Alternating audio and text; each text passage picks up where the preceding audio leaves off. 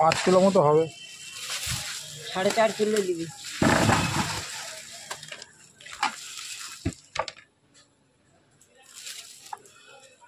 6 kilo হচ্ছে। না না, তুই 4.5 কিলো দে। 6 কিলো দিতে হবে না। 4.5 5 কিলো নাও। আরে আর নিয়ে গেছি সকালবেলা 8 কিলো, টাকা দেয়া আছে তোর মার কাছে 20 টাকা। সকালবেলা ভাজি করবো লোকের দোকানে। অনেক কমবে এখন। 4.5 কিলো 6 কিলো তো পাবে। হিসেব দিতে হ্যাঁ না, 4.5 কিলো। তোমার 80 টাকা, 70, 80, 90, 100 আর দেবো 400, 2, 4, 500 টাকা দিলে। আর 20 টাকা দে। 20 টাকা এখন খুঁজো নেই।